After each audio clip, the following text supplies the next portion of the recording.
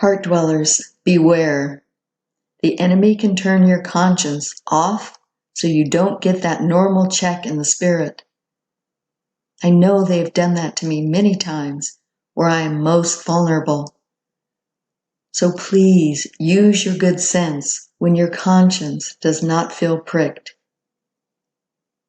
Lord, I know I am guilty of so much. It overwhelms me. And yet, all I feel now is that I can do my best to compensate for this by not continuing to sin. I feel like you wanted to speak with me and hold you tenderly to give you hope, Claire. There is hope, much hope, but you must be consistent in avoiding those things that displease me. This now is your challenge. I love you so tenderly. Does this not come across to you? Yes, but how can I accept it when I hate my sins so much? Listen, you are not alone in this guilt. Your enemies have set you up many times, turning your conscience totally off, so your feelings do not warn you. But intellectually, you know better.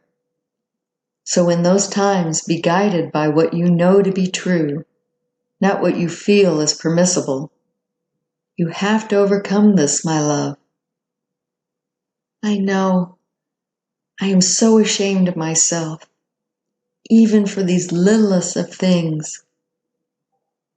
Yes, but she who is faithful in the littlest things will also be faithful in the greatest of things.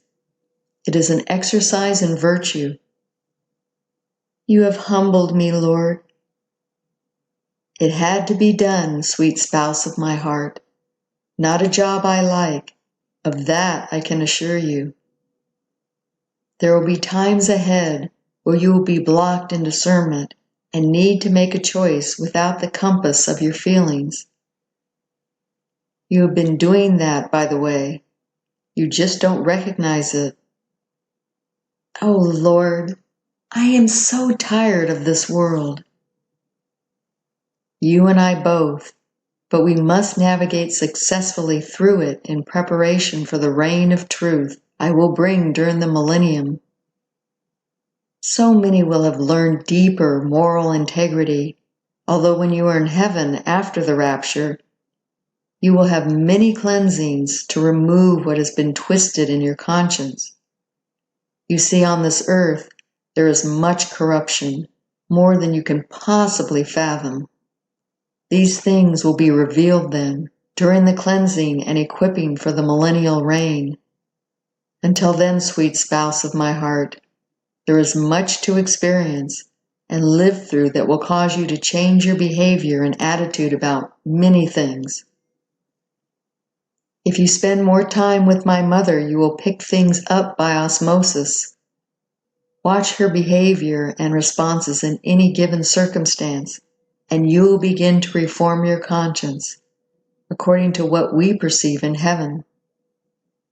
The world is highly corrupted by selfish and shallow motives. For instance, if it feels good, do it. This has misled many right into Satan's arms. One of the surest ways to find yourself in hell is to follow the feel-good instincts of your flesh, with no other moral compass. There is a philosophy coming that will reinforce this non-ethic feel-good standard.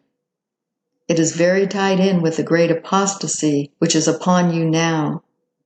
The very words, Space Brothers, is repulsive to me. They are fallen creatures, one and all, but they will be billed as the saviors of mankind because of their technological aid to antiquated earthly technologies. There is nothing wrong with the technologies. It is the twisted, godless presentation that will cause Christians to compromise some of their deepest beliefs. This is what the heart dweller saw when people were going up to the altar and shaking hands with Satan. The true Christians who will not make this agreement will be seen as an impediment to the forward progress, happiness, and well-being of mankind.